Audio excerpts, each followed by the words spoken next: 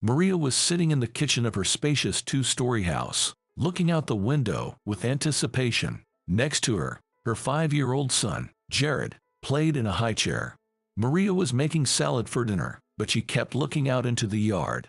Her husband was about to arrive, so the young woman tried to finish cooking quickly so that she could go out to meet him. She knew it was better not to make Michael angry after work. He was often in a bad mood, and for some reason, he always took his anger out on her. They were both in their early 30s and married for almost 6 years, but they had never been truly happy. Michael was a successful entrepreneur who owned a chain of car dealerships. He was tall, handsome, and wealthy. The man knew his worth, and he was very careful about his environment. There were no random people around him. It was very surprising for Maria when, out of all the female employees in his office, he noticed her. Maria had just got a job in his company as a manager's assistant and couldn't even think about starting an affair with her boss. But something in her attracted the businessman so much that almost immediately after they met, he invited Maria to dinner and then offered her a real, serious relationship. Maria was flattered. Michael's feelings looked sincere, and besides, he wooed her in a very beautiful way. A basket of fresh flowers appeared on her desk every day, mostly roses of different types and colors. Michael was an experienced businessman, and he knew how to charm people, so it didn't take him long to charm a modest young girl who grew up in the province. She gave in to her feelings, and a tumultuous romance burst out between the young people, which soon brought the businessman and his bride to the altar. On the wedding day, Maria felt like the happiest girl in the world, and Michael, despite the displeasure of his parents, secretly swore before God and witnesses that he would take care of his beloved wife until his last breath. However, the idyll in their family didn't last long. 6 months later, the first quarrels began to erupt between the spouses. First, the businessman thought that his wife was being courted by almost half of the department where she worked, and then Michael began to suspect Maria in infidelity. Michael, seriously, I don't know how to explain to you that there is nothing between me and Paul. His wife almost sobbed. Why are you so damn jealous? His beautiful, dark gray eyes immediately darkened with rage. Jealousy was not just tormenting his heart, it was literally burning him from the inside, and the man could not help it. I will ask him. Don't doubt it, her husband said threateningly. And if it turns out that you flirted with him, or something worse, you will pay for that a very high price. Marie only sobbed and, running to her room, collapsed on her bed, pouring bitter tears. God only knew how tired she was of it all. There wasn't a single day without her husband having another scandal at home, and Maria didn't know how to convince him that she had never even thought of cheating on him. Eventually, the woman came to the conclusion that it was better for her to quit her job to avoid his constant attacks and suspicions. Michael was often away on long business trips, opening branches or new car dealerships in other cities. At first, after Maria quit her job, Michael finally began to trust his wife. He became caring, kind, and gentle again, and the woman could relax, no longer feeling the pressure of constant reproaches and suspicions. This period was the best in their relationship, and a couple of months later, Maria pleased her husband with the news that they were expecting a baby. Maria, sweetheart, I love you so much, he said, hugging her, while his wife was shyly holding the results of the medical examination in her hands. Michael glowed with happiness every day while Maria was carrying his son under her heart, and when she gave birth, her husband organized a big celebration for the three of them at home. When she and Jared arrived home from the hospital, Maria felt like she'd been in a fairy tale. There were colorful balloons everywhere. The table was set with fantastic desserts from the restaurant, specially made for them by the chef. Michael, this is so amazing, but it must be extremely expensive. It doesn't matter, her husband shook his head. You deserve it, Maria. You're the best wife in the world. Forgive me if I didn't notice it before. 4 years had passed, but their family life had not improved. A short period of joy lasted only a year or so, and then, alas, everything became the same as before. Michael began to suffer from jealousy again. Son became the only joy for a woman, and Maria was ready to do anything to raise her boy a decent man, not a tyrant like his father. That evening, when Maria was making dinner, her husband called her and told her in a harsh voice that he would be home very late. Go to bed without me, we'll talk in the morning." Worried by the harsh voice of her husband, Maria felt a strong anxiety. What happened? Why was he talking to her so strangely?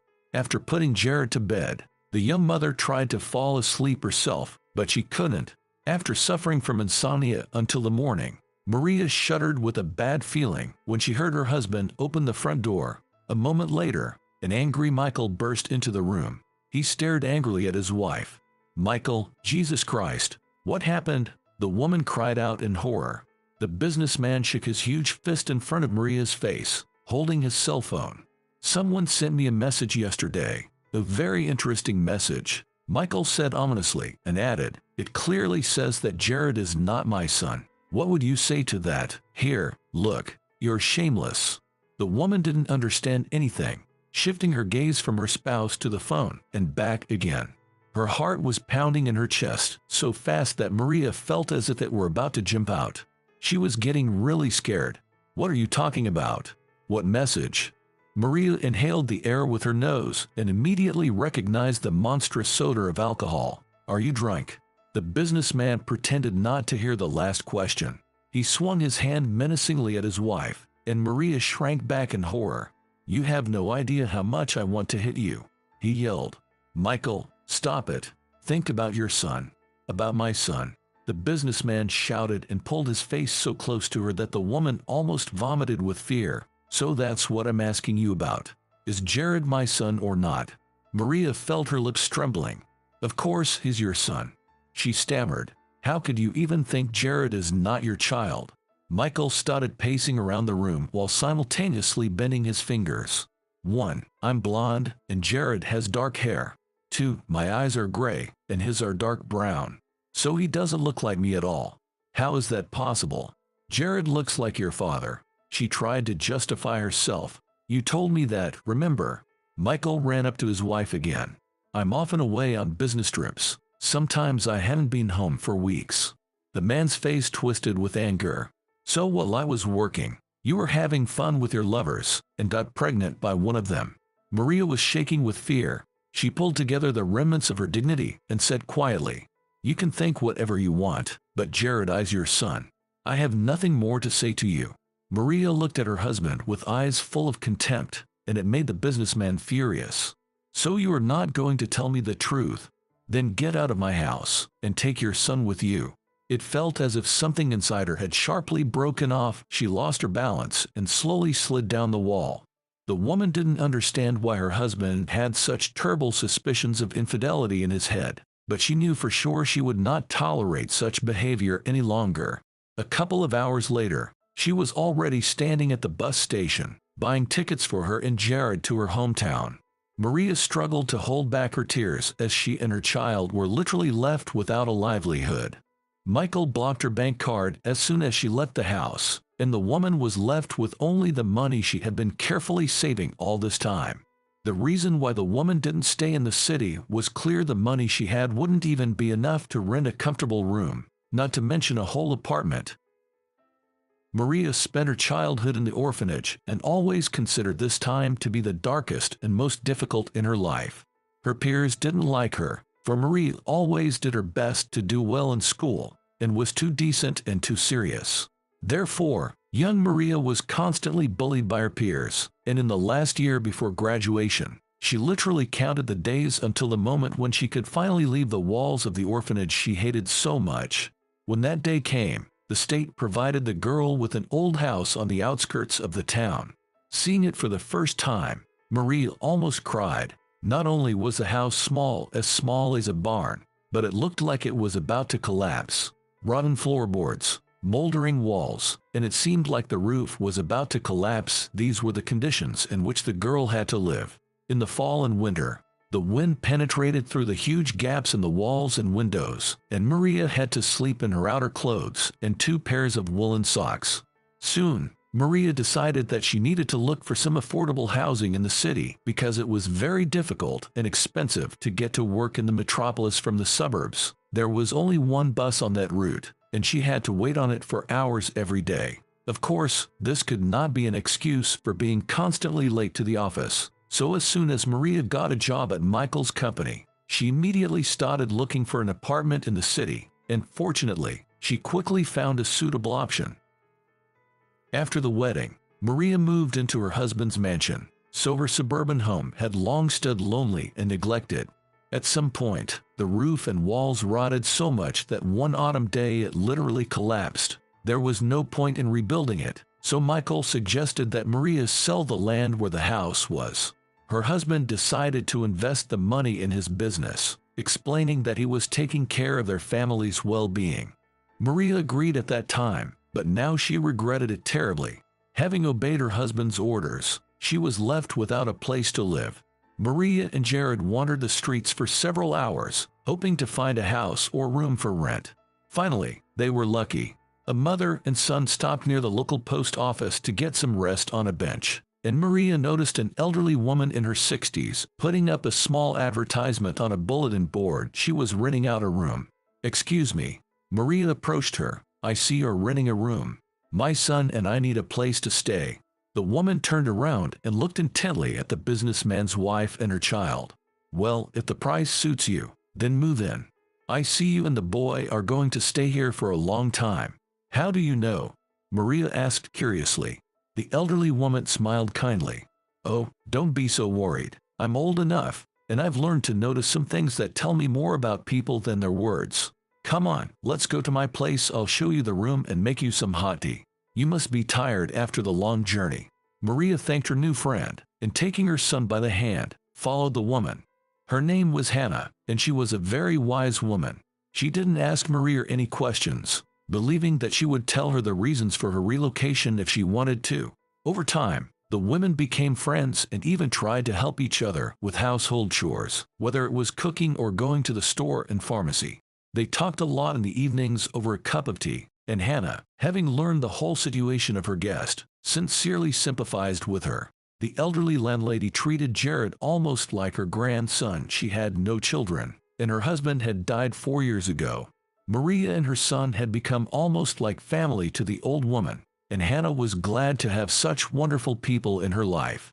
6 months passed. During this time, the young mother managed to adapt to life in the suburbs, although it was not easy for her at first. Maria even managed to erase her villainous husband from her memory. For all these 6 months, he didn't bother to visit his wife and child. He didn't even call them once. The only thing he did was that he sent a message, asking for the address where Maria now lived. The businessman wanted to send her a notice of dissolution of marriage by post, and also warned her not to even try to claim a share of his money. "You are such a moron."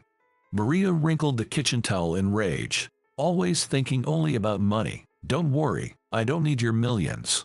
She was not going to humiliate herself and ask for child support. The young single mother decided that she could cope with everything on her own. Maria got a job at the local post office, and while she was at work, Hannah babysat her son. The old woman was happy to play with the boy, especially since Jared was always a very calm and obedient child. Once, the child had a strange rash on his body, and Maria decided to go with him to the city to the pediatrician. She took a day off and went to the bus station with her son, but she was a little late. The bus left without them. Trying to hitch a ride, the young woman went out on the highway. A dozen cars passed by Maria without even slowing down, and the young mother began to worry. What if they would be late for the doctor? Suddenly, the first sounds of thunder rumbled somewhere nearby, and a few minutes later a cold rain began to drip. Maria and her son hid under the roof of an old bus stop and waited for a car to pass on the deserted road. The next bus would arrive in 2 hours. The rain was getting heavier, threatening to turn into a real downpour, when a rich motorcade of 3 jeeps suddenly stopped near the young woman. The passenger door of the car in the middle opened wide, and someone called out to her insistently, "Get in, lady, I'll give you a ride. The downpour is about to start, and you're with a child."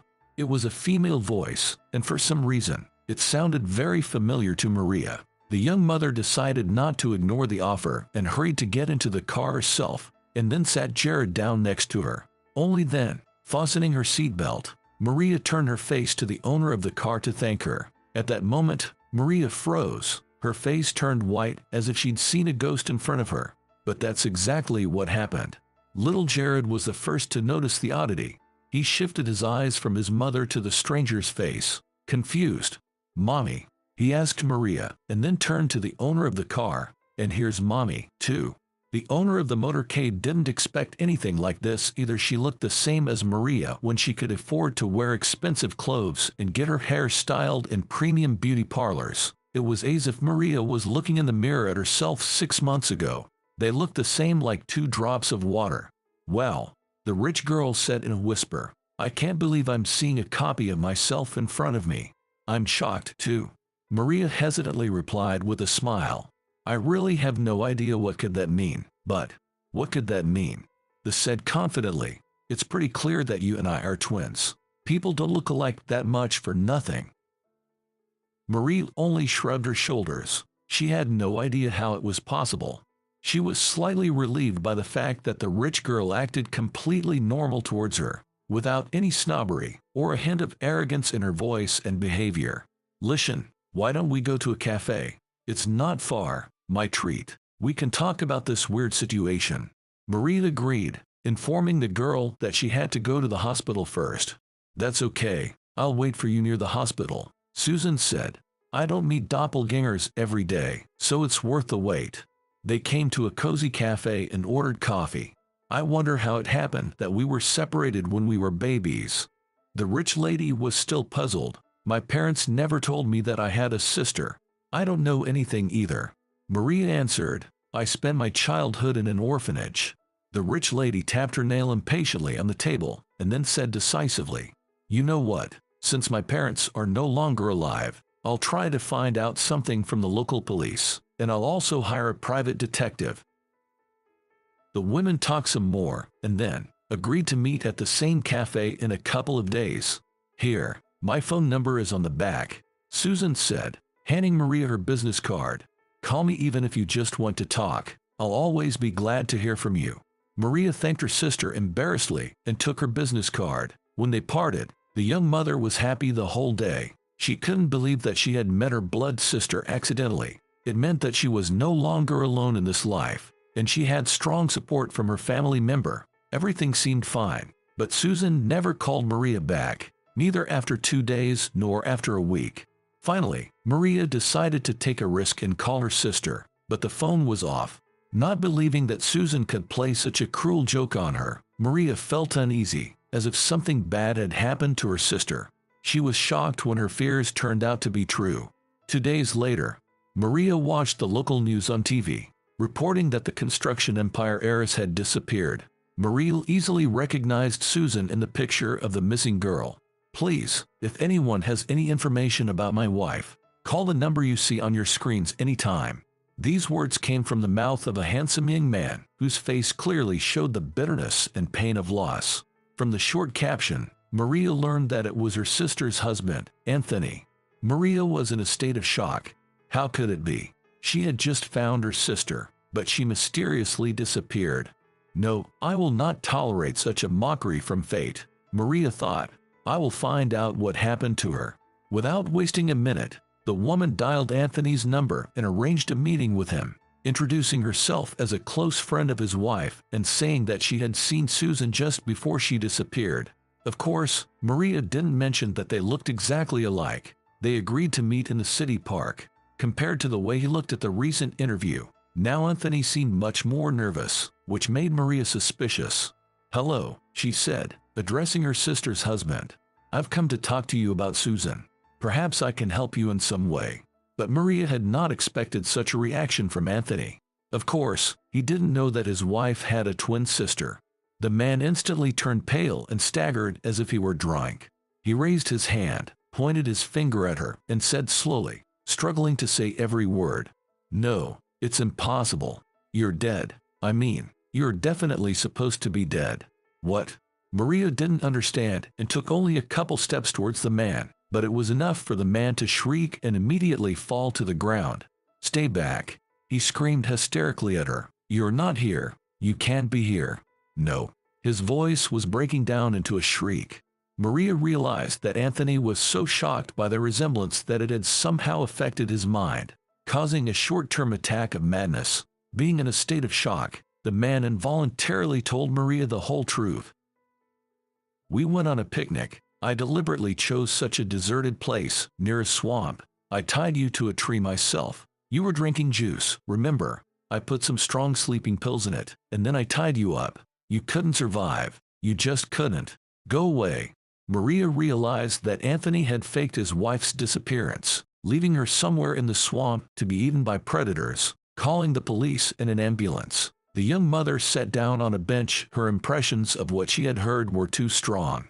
Anthony shouted in madness that he was only interested in the money of Susan's parents. When the police and paramedics arrived and found out what had happened, Anthony was immediately taken to the hospital and from there to the police station for interrogation. By that time, the man had almost come to his senses and told the police about the place where he had left his wife tied to a tree. Search parties immediately headed for the swamps, but when they reached the spot they found only cut ropes around the thick pine tree to which Maria's sister had been tied.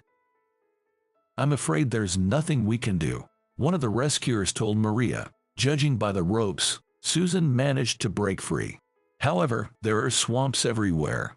She could have stumbled, bogged down, and drowned. Otherwise, we would have found her by now.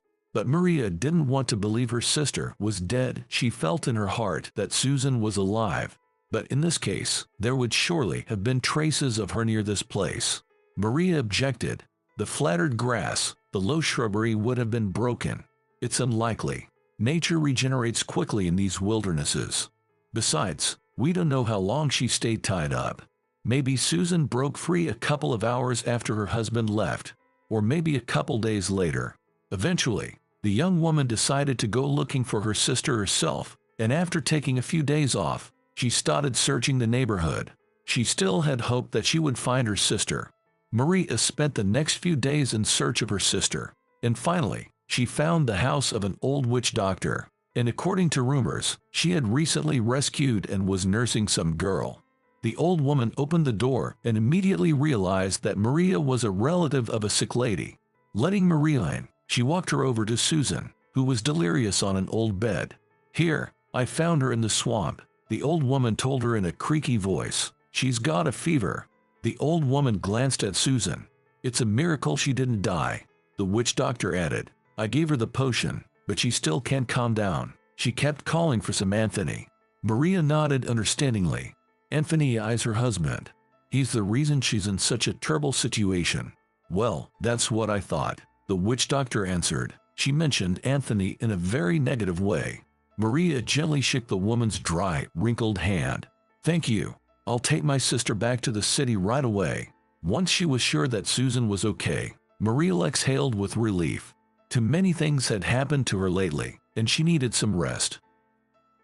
When the paramedics transported the woman to the hospital, Maria began to visit her daily and take care of her sister. Maria was over the moon when her sister finally came to her senses. "Susan, thank goodness. I was so worried about you." "Maria, my dear, where am I?"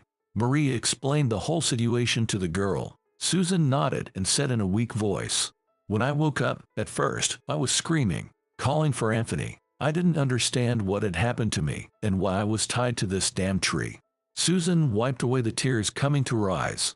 "Then I realized it was him. Maria, I was so cold. I was so scared. I spent the whole night there. I thought I would either die of fear or wild predators would come and eat me. And then, in the morning, I realized that I had an old pocket knife in my jacket. I used it to cut the ropes. But I was not myself. By that time, I guess the fever had finally conquered me because I don't even remember how I met that elderly woman. It's okay, sweetheart. It's all over now, and that jerk Anthony will be in jail for a very long time." Maria stroked her hair. "You're safe now. Get well and don't think about anything bad again." However, Susan took Maria's hand and said quietly but insistently, "We need to call a private detective. He said he found some information about us." Maria called the detective at the number her sister had dictated to her and waited anxiously for him to answer the phone. In fact, they both really wanted to know the whole truth about themselves. "So, girls, according to my information, both of you spent the first months of your lives in an orphanage," the detective told them. "Your biological mother, Veronica, came to the city with her fiancé Frank. They wanted to start a new life here, but Veronica met another man, even though she was pregnant. How could that be? Maria was upset, but she couldn't have put us in an orphanage, could she? She loved her fiancé, and they both wanted to have a baby, am I right? Alas, I don't know about that, the detective answered honestly. All I've been able to find out is that your mother died in childbirth because of severe bleeding. And there's no information about Frank, so you were left alone in the maternity hospital, to the mercy of fate. A hospital midwife took you to the local orphanage. There, Susan was adopted by a wealthy couple from the capital. She was about 6 months old at the time. Maria sighed heavily. She realized that she was simply unlucky. Unlike her sister, she had never been adopted, and Susan's parents probably didn't even know that she had a twin sister left in the orphanage. Well, I guess that's my fate, Maria uttered with a sad smile, and then they said goodbye to the detective. The main thing is that we found each other after all these years. That's a real miracle. Yes, Susan agreed. Now I'm not going to leave you alone. The girl said, you and my little nephew, I'll never lose you again. We'll keep in touch and visit each other. You and Jared are the only close people I have left after my parents died. I'm going to divorce Anthony as soon as possible. Let him think about his life in jail. Maria smiled through tears of happiness and warmly embraced her sister, whom she found after almost 20 years. After Susan finally recovered, she suggested Maria move to the city with her son. Seriously, Maria, why are you and Jared living in the middle of nowhere? Move to the city. I'll help you to find a good apartment and a normal job. I have a few ateliers in the city, and I really need a good, intelligent manager who can handle such a responsible job better than my sister.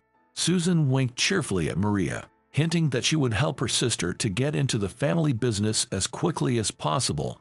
The businesswoman really wanted Maria to be her assistant.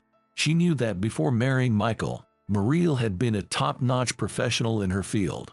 Thank you, Susan, Maria said after a short pause, but I think I'm going to refuse. I am immensely grateful for your help, but, the sister asked impatiently, raising her eyebrows. You know, I depended on Michael for so long that I'd forgotten what it was like to control my own life. Jared and I live in the middle of nowhere, but I finally feel like I can control my own life for the first time in a while. I need to do everything on my own, you know. Susan was upset at her sister's refusal, but she understood her feelings. Susan didn't like it when people said she'd built her business solely on her father's money. Well, all right, but may I at least help you financially? I just feel bad for you. My sister and my nephew have to live in someone else's house with a leaky roof. Let me at least build you a new house. Susan, don't worry. Maria laughed. Jared and I have everything we need. Seriously. In response, Susan only shook her head. You're so stubborn, Maria. At least promise me that if you need anything you will call me right away, whether it's money or anything else. Just remember that I'm always here to support you and do whatever is necessary for you and Jared to live a peaceful and comfortable life. Maria assured her that if things got really bad for her and her son, she would definitely tell Susan about it, but for now, she was just happy to be friends and see her sister. After this conversation, the women hugged each other tightly, and Susan went back to the city.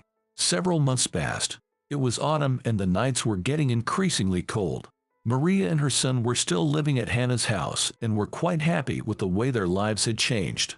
Maria was now friends with Susan, and the sisters really enjoyed each other's company. Of course, Maria was a little upset after learning the truth about their mother, but she tried not to pay too much attention to it. After all, she couldn't fix anything, and soon something happened that completely changed Maria's life. It all started on a rainy evening when suddenly someone knocked insistently on Hannah's door. The elderly landlady and Maria were having tea at this time, and they were not expecting anyone. Who could it be late at night? Hannah asked anxiously and looked at the front door. I'll open it if you don't mind, Maria offered. Maybe someone needs help. There's a highway nearby. Anything could happen. When Maria opened the door, she was surprised to see a tall, broad-shouldered man, covered with mud from head to toe. The stranger looked at Maria with a guilty smile. I apologize, he began. I know it's very late now, but I just don't have anyone else to turn to. What happened? Hannah asked as she approached them. Hello, he greeted the landlady. My car is in the driveway, stuck in the mud. My phone died, as luck would have it, and I'm left without a connection. Could I use your phone to call for a tow truck again? I apologize for bothering you so late. Well, come in. Hannah nodded to him. And Maria will make some hot tea for you, right, Maria? They invited their guest to the table and served him hot, herbal tea, and then he introduced himself as Leo. As it turned out, the man came to such a remote place to visit his elderly father, who was left all alone after the death of his wife. He is still healthy, the man proudly told about his father, but still, from time to time, he has some health problems, and he absolutely refuses to move to the city. The man smiled slightly at Maria, and she felt her heart tremble at that kind and pure smile. So I visit him when I have time and energy. I work as a driver, Leo added, taking a big sip of tea. Hannah glanced at Maria and then, unexpectedly asked the young driver, "How do your wife and children tolerate your long trips?" At that moment, both women saw a gloomy shadow run across their guest's face. "Well," Leo replied after a pause, "my wife passed away 5 years ago." Leo crossed himself 3 times. "What can I say? I miss her very much, and we never had time to have children. She died in the 2nd year of marriage." "I'm sorry, Leo, I'm so sorry," Maria said. "We shouldn't have asked about it, it was so tactless." "It's all right, you didn't know," the man said calmly. Meanwhile, the rain outside had turned into a heavy downpour, and Maria, looking out of the window, only said, "You can't drive anywhere in a downpour like this." "You know what, Leo, stay at our place tonight." Could Maria have guessed that after staying at their house for 1 night, Leo would end up staying for a whole week? The next morning, when the downpour was over, the man called for help and visited his father, as he had intended. However, after that, Leo returned to Hannah's house, already in his small car, which the tow truck pulled out of the deep hole. The driver asked Maria's permission to help her with the household chores, and in a couple of days, he repaired her fence, made some new vegetable beds, and even fixed a small hole in the roof, through which a lot of water was getting into their house all the time. "Thank you so much, Leo," the woman said to the driver. "We wouldn't have fixed the roof without your help." "That's okay. To be honest, Maria, I like it so much here I'd even think about moving to this town, closer to my father. It's so quiet and peaceful here. The air is clean, and there's a river nearby." Maria felt embarrassed. Leo looked so warmly at the woman that it was impossible not to notice his affection for her. Maria realized that clean air and river were not the only reasons why Leo suddenly decided to stay. During that week, he and Maria had become more than just friends. They felt a mental connection. Jared also liked their new friend, and for a young single mother, that was also very important. When Leo saw Maria for the first time, he immediately realized that she was meant to be his wife. He had not met such a sweet, kind-hearted, and honest woman since his first marriage. And to tell the truth, he had been dreaming of children for a long time. The man became very attached to Maria's son, Jared, and he had no doubt he would be able to raise him as if he were his own son. "Maria," Leo asked her with a smile, "would you like to come downtown with me tomorrow night? Maybe we could go to some cozy cafe." Maria, whose heart raced, only smiled broadly in response. "You know, it's been 1,000 years since I've been to a cafe. I'd love to accompany you, Leo." The driver slowly walked up to Maria and, looking straight into her eyes, gently took the woman's hand. 3 years flew by unnoticed. Maria's life had changed dramatically during this time, but one day, on a dark summer night, her past suddenly knocked on her door. "I'm coming," Maria uttered in a sleepy voice, getting out of bed. "Who's there?" she asked warily, but there was no answer. Then, Maria looked out the window and froze. Michael, her ex-husband, was standing on the porch, looking around like a beaten dog. What a surprise, Maria thought ironically. It's been so many years, and he finally decided to visit me. Maria noticed that her ex-husband was wearing simple, inexpensive clothes, pants, and a shirt with short sleeves. No luxury suits and polished shoes. "Maria, hello, forgive me, please. I have nowhere to go right now. Can you let me in for a minute?" Michael asked pleadingly. Maria looked at him sternly, but then calmed down. No matter what happened, she would never do something as cruel to him as he had done to her. "Come in," she said quickly, and a little later, when Michael was already inside, she added, "You're lucky my husband isn't home, but he'll be back tomorrow afternoon." "Husband?" Michael asked loudly, and only then noticed Maria's rounded belly. The former businessman pressed his lips together and involuntarily grimaced. "Shh, Jared's already asleep," the woman whispered back to him, then raised her eyebrows expressively. "Yes, husband. Why are you looking at me like that? Did you think I wouldn't have a personal life after you? You kicked me out on the street with a child, and now you indignant." "No, Maria, of course not." The man turned gloomy and sat down in the hallway. "May I ask you for a cup of tea? I'm very tired after the long trip."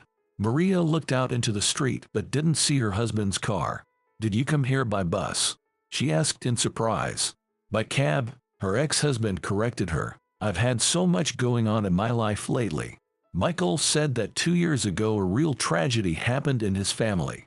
His mother and father got into a terrible hurricane when they were returning from celebrating their wedding anniversary. A tree fell directly on their car and completely crushed the front part. His father immediately died, and his mother was left paralyzed for the rest of her life.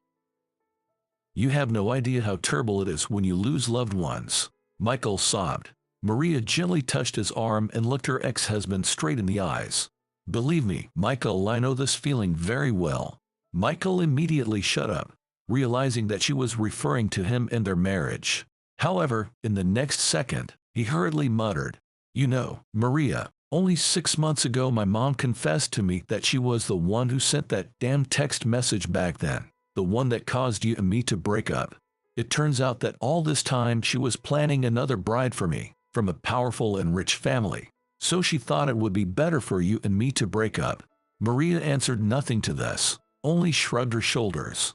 "You have made your own choice," she finally said. "You can't change anything now."